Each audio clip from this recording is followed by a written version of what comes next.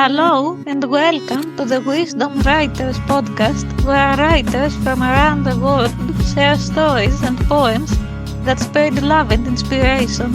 I'm Seamus, and every month we explore writing and insights to support you on your creative journey.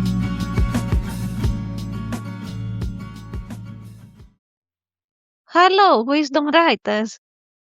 Are you ready for a new adventure? We Were Six, a radio drama created by Nekro and featuring the voices of our members, is now available on Wisdom Writers.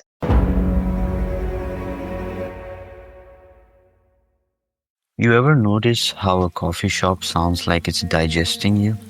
That constant hum? Steam and grinding beans? Like you're already inside something's belly. We've been here 10 hours. The interview was supposed to take 10 hours.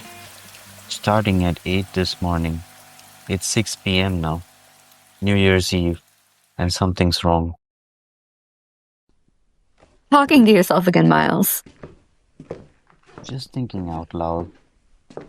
Dangerous habit. Thoughts should stay where they belong, in the dark. We need to have the conversation. Which conversation? The one about why no one comes to check on us? The one about the bathroom that won't unlock? Or the one about how there's 6 of us when there should only be 5? About time. I was beginning to think you two were plotting in the kitchen. They were discussing the obvious, which we have all been avoiding since lunch. I haven't been avoiding shit. I've been counting 5 application folders, 5 name tags at the table, 5 interview packets except us. Maybe someone made a mistake.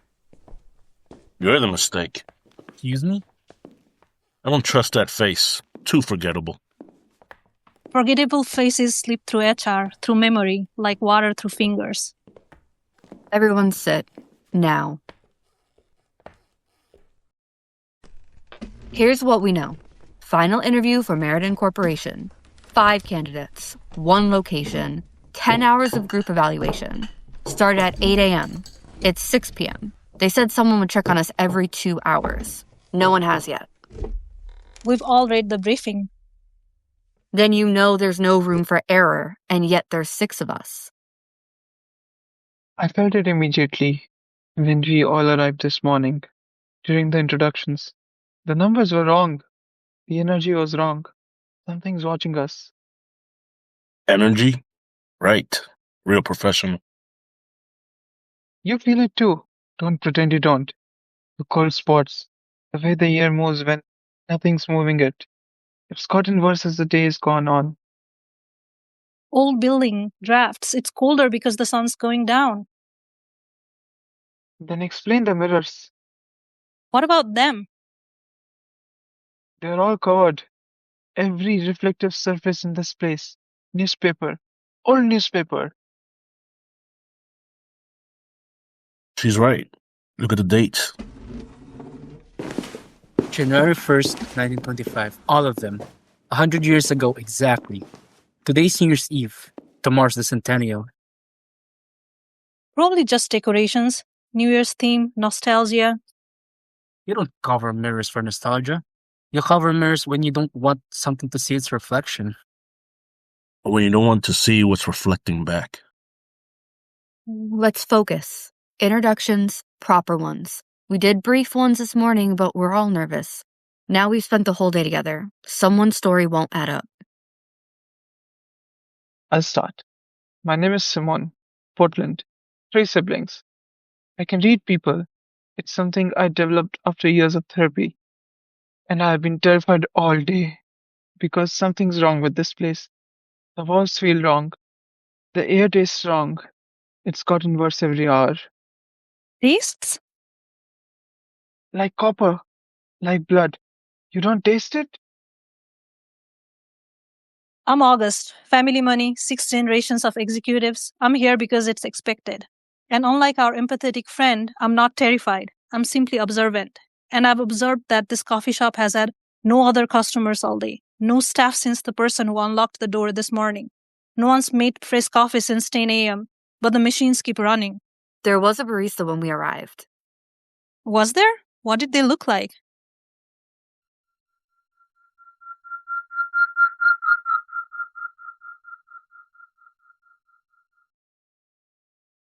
Military background, corporate warfare training. Lost my department last year in a merger. 23 people. Only kept me. I'm here because I survived. That's what I do. And right now, my survival instinct is screaming. Has been around 2 p.m. since something shifted. I'm Ash, a pattern recognition specialist, and the pattern here is wrong. 6 chairs at the conference table this morning, 5 nameplates, and 6 of us. 5 packets, newspapers from exactly 100 years ago. Mirrors are all covered. This isn't a normal corporate interview. Then what is it? I've been trying to figure it out all day. During the exercises, the team building, I've been watching, taking notes, and nothing adds up. My turn. Miles. Orphan. Foster care. No past. Company scholarship. This is all I have. This chance. And something is trying to take it from us. I felt it when we did that trust exercise around noon. When we all had our eyes closed, something else was in the room. Which brings us back to me, Vera, diplomat's child. Grew up in 17 different cities, 9 languages. I'm good at getting people to cooperate. But right now, I need someone to tell me why the front door won't open. I tried during our lunch break. Locked from the outside. And the back door? Same. Windows too. I checked during the afternoon session. All locked. So we are logged in. I've been since this morning. Since the person who let us in left. For 10 hours, and no one's come. And the instructions said that evaluators would observe and check every 2 hours. It's been silent all day. Show me the emails, the original invitations.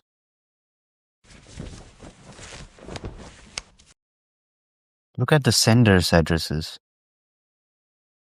Recruitment@meridencorp.com. All the same? Yes. Yes. Yes. Check the header data, the actual server information.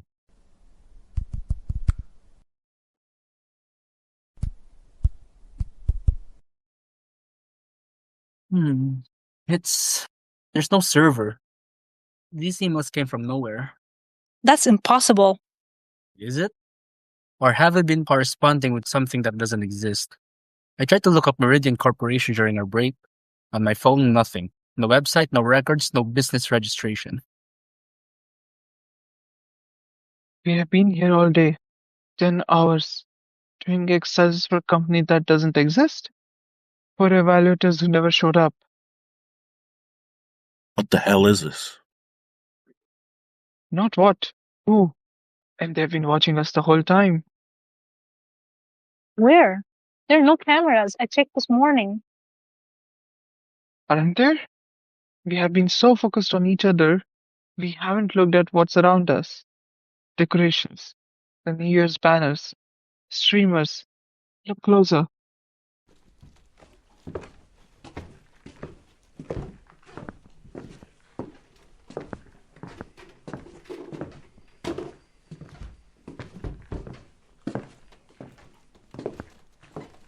These aren't decorations. These are symbols. Vives.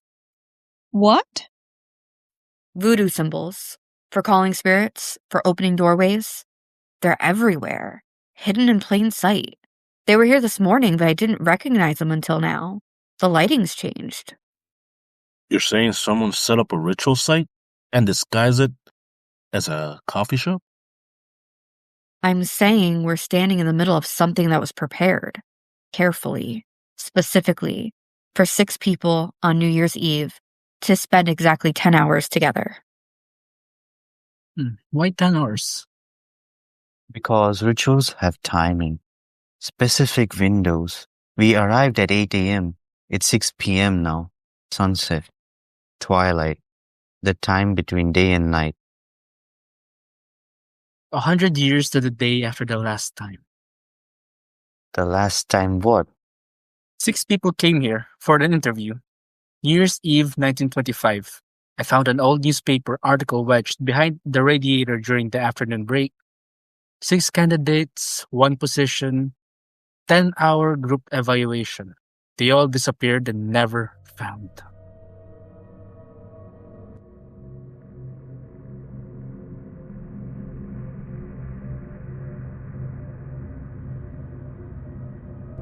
They're still here. Don't be ridiculous. I can feel them in the walls, under the floor. They've been here all day, getting stronger as the sun goes down, waiting Waiting for what? for 6 more to come, to complete what was started. We have until midnight. That's when it happens.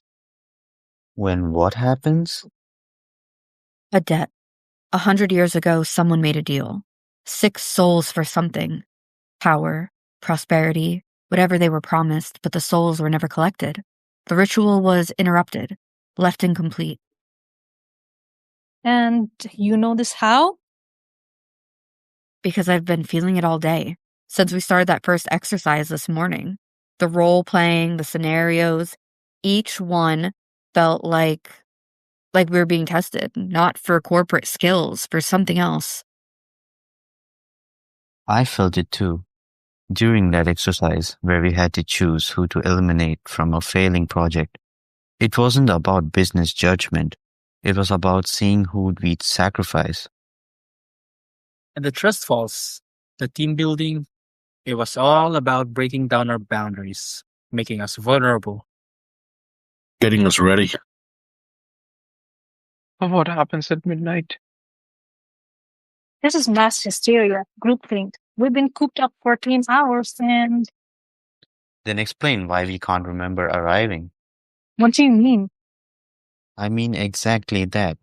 I remember driving here this morning, parking, walking up to the building, but the actual moment of entering and the moment between outside and inside, it's blank. How did you get in, August? Did the door just open? Did someone let you in? There must have been, someone must have. You don't remember. None of us do.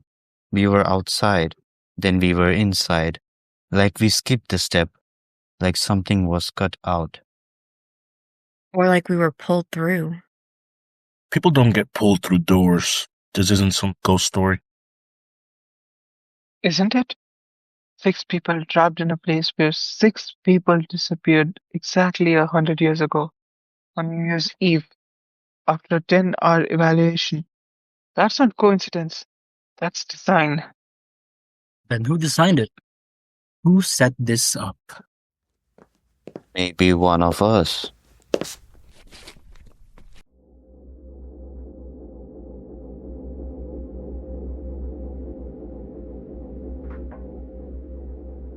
You think one of us is responsible for all this? I think one of us is different. One of us knows more than what they're saying. All day, during every exercise, one of us has been steering, guiding, watching. We need to be careful here. This is how it starts. The suspicion, the turning on each other, that might be part of it, part of the ritual. Maybe it's just common sense. One of us doesn't belong. Let's find out who. How? We vote, majority rules. Whoever gets the most votes goes in the back room, away from the group, isolated until midnight. That's insane. Is it? Or is it survival? 5 of us are supposed to be here. 1 isn't. We separate the 1, maybe whatever's happening stops. Or maybe it gets worse. Maybe isolating someone is exactly what's needed to complete the ritual. Then what do you suggest? We've been here 10 hours. We have 6 more hours until midnight. We sit around and wait for something to happen? I suggest we figure out what the ritual actually requires, what it needs from us. I might know. How? The dolls in the kitchen cabinet. I found them during the lunch break. 6 dolls, handmade, each one has a name written on the bottom. Our names, all 6 of us. And you didn't think to mention this? We have been here for hours since lunch. I was trying to understand it at first. Voodoo dolls aren't just about harm, they're about connection, control. Whoever made this can influence us. I spent the entire afternoon trying to figure out if what we've been feeling the exercises, the emotions, if any of it was authentic or manipulated. Or track us, know where we are, what we're doing, what we're thinking. You destroy them. Bad idea. Very bad idea. Destroying a doll that's linked to you can have consequences. Painful ones. You seem to know quite a lot about this. I studied anthropology before business, comparative religions. I wrote a paper on Haitian voodoo practices. That's why I recognized the symbols earlier today, but didn't say anything. I thought I was being paranoid. Convenient. That's supposed to mean. Just that you are very knowledgeable about the exact type of ritual we are trapped in. And you've been quiet all day, observant, taking notes during every exercise. I'm trying to help. Are you? Or are you steering us? You found the dolls.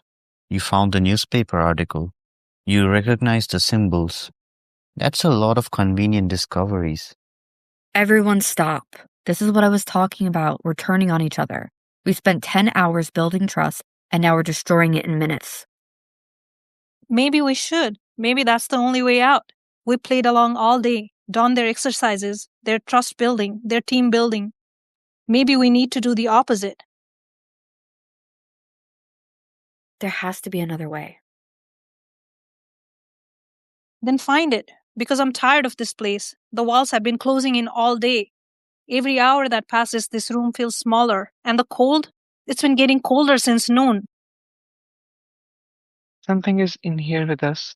It has been all day, feeding on what we have been doing, the exercises, the emotions, the vulnerability we have been showing each other. It's been getting stronger. You're trying to scare me. I am trying to warn you. Close your eyes. Really, close them and feel. What do you feel?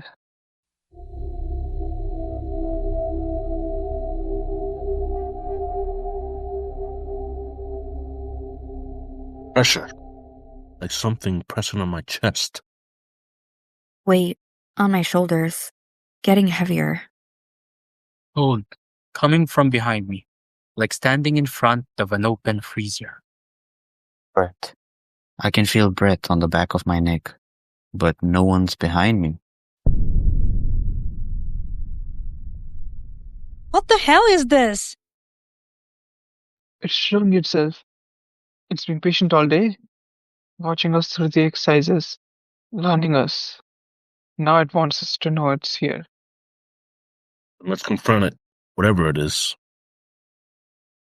You can't confront something like that. You can only appease it or give it what it wants. And what does it want? The sixth soul, the one that was promised 100 years ago and never delivered.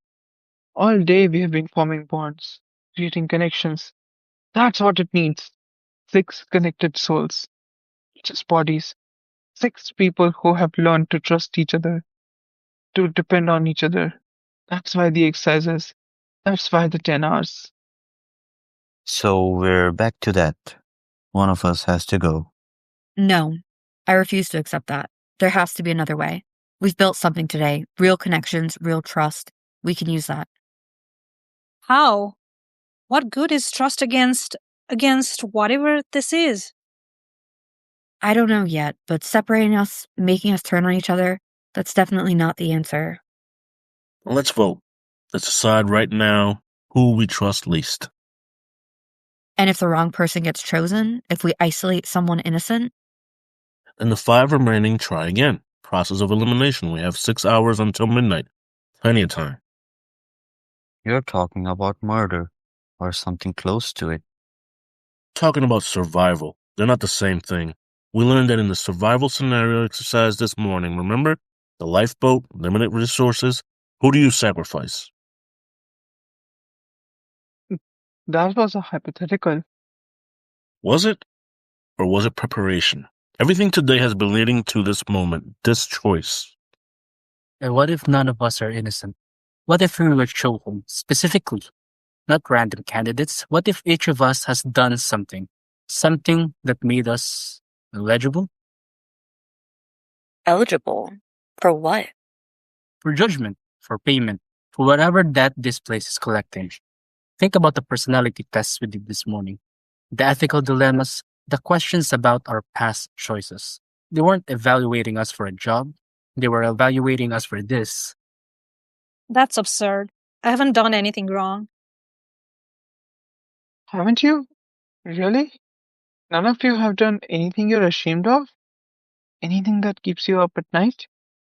We spent 2 hours this afternoon sharing our failures, our mistakes, our regrets. Remember?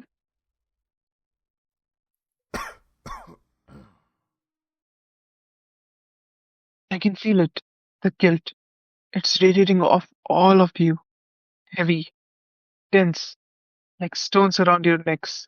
It's been building all day as we talked, as we shared, as we exposed ourselves. And what about you, Simone? What's your guilt? I know what mine is. I told it this afternoon during the sharing circle. I let my sister die. I could have saved her, and I chose not to. That's why I'm here. We all shared things this afternoon. That was part of the exercise. Vulnerability building trust. But those were just stories. Just. Were they? Or were they confessions? Think about it. We sat in a circle. We each told our darkest moment, one by one, like we were unburdening ourselves, unmarking ourselves.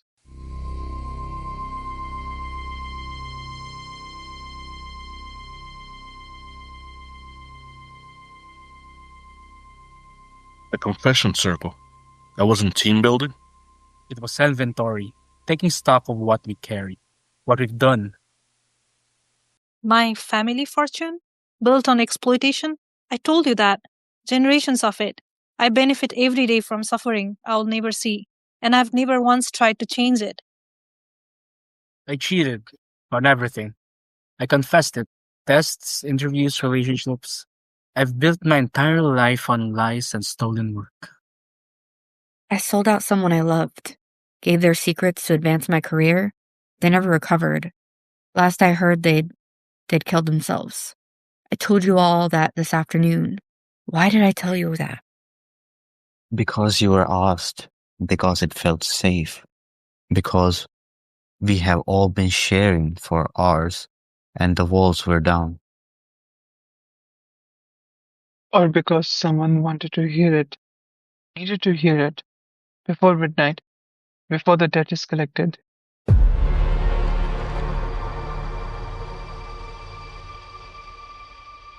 Miles, you didn't share this afternoon. When it was your turn in the circle, you deflected. Change the subject. What's your confession? I don't have one. I don't remember doing anything wrong. I don't remember anything clearly before this morning. What? You heard me. I've been pretending all day, pretending I remember a childhood, a past, a life before this, but there's nothing, just fog, just darkness, and this place, these 10 hours. Miles, that's not possible. Isn't it? Check your own memories. Really, check them. How detailed are they? How real? The further back you go, do they get clearer or foggier?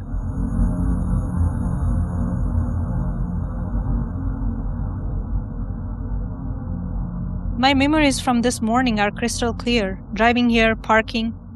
But yesterday, last week, they feel thin. Like I'm reciting facts I learned rather than the things that I've lived. Same. The 10 hours we spent here feel more real than the years before.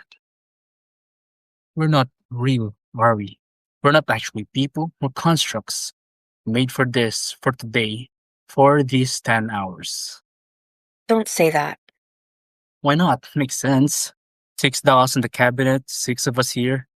What if we're not the people? What if we're the dolls, given form, given voice, given just enough consciousness to suffer, to confess, to carry guilt?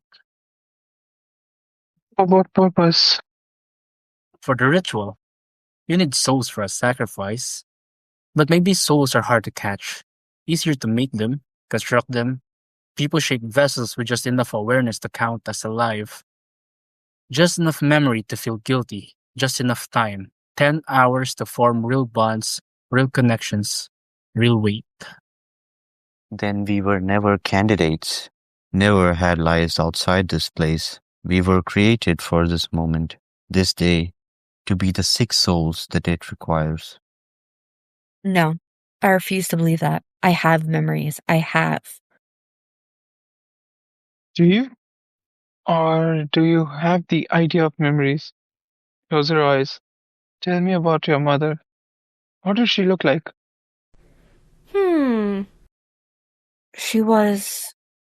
She had. I can't see her face. I should be able to see her face, but all I can see is this room, these 10 hours, your faces, this day. This is psychological torture. They're breaking us down, making us doubt ourselves. Or we're finally seeing clearly. We've been walking around in a dream all day, and now we're waking up to the nightmare. We're not real. Then what does it matter what we do? We might as well accept it. We've only existed for 10 hours anyway. Except being sacrificed, being destroyed. These 10 hours are all we have, all we've ever had. That makes them more precious, not less. Listen. Do you hear that?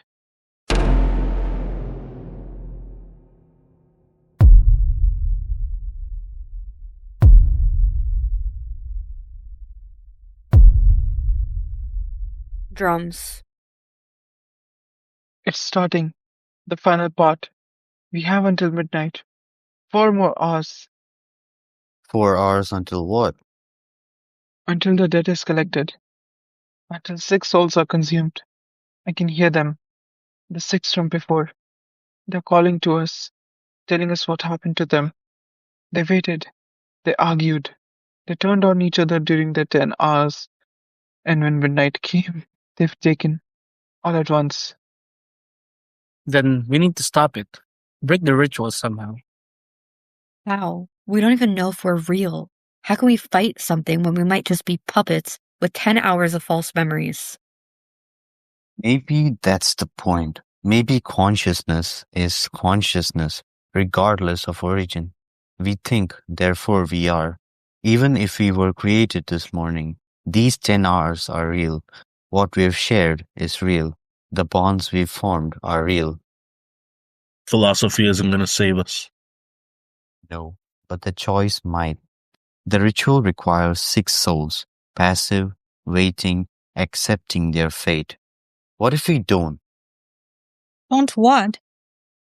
Don't accept it. Don't wait. Don't play our parts. The 6 before us did what was expected. They stayed in their roles, candidates, competitors. They let the scenario control them for 10 hours, and then they let themselves be taken. So we break the scenario. Exactly. We refuse to be what we were made to be. And how do we do that? We leave, all of us, together. We spend 10 hours building unity, real unity, so we use it, all of us, at once. Doors are locked. Then we break them down, all of us, at once. The ritual needs us separated, competing, suspicious, so we do the opposite. We stay unified, just like the exercises taught us all day. It might work. If we are all acting as one, we are not 6 individual souls anymore. We are something else. Something the ritual wasn't designed for. We have spent 10 hours learning to work together, to trust each other. Maybe that's our weapon.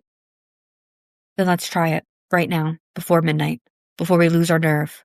We have 4 hours. Let's use them.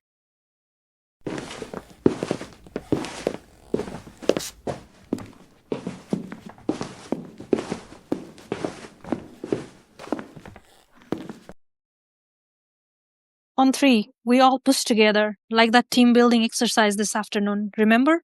The wall? We all had to push the wall together or none of us could move it. 1. 1, 1, 2, 2, 3. 3.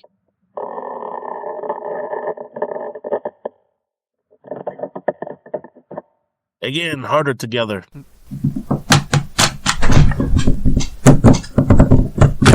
It's working. We're stronger together than we were meant to be. Again. Almost there. One more time. Everyone, together, like we learned.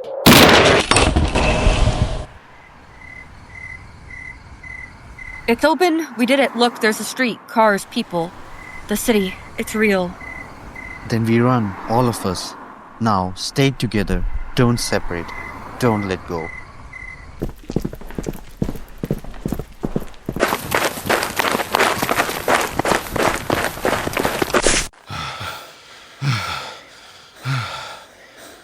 We're out. We actually got out. What happens now? I don't know. Maybe we fade? Maybe we only had 10 hours? Maybe at midnight we just stop? Or maybe we keep moving. Maybe we are real now. Maybe breaking out of made us real. Either way, we chose. That's what matters. We chose to try, to fight, to stay together. That's more than the 6 before us did.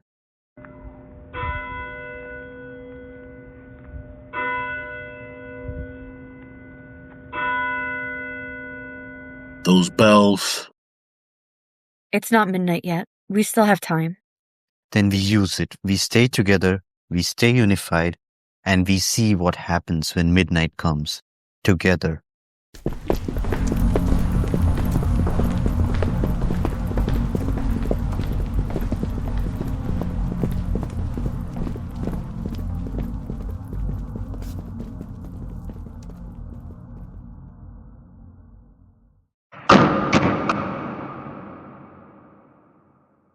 You just listened to the radio drama We Were 6 by Nekro. Here's our cast. Ash is played by Cithril, Simon is played by Drew, Cole is played by Nekro, Miles is played by Speedy, Vera is played by Nelly, August is played by Dr. Invicta. We are looking forward to your comments and ideas for a new radio drama. Goodbye. This was the Wisdom Writers podcast. Thank you for listening. See you in the next episode. And remember, writing is its own reward.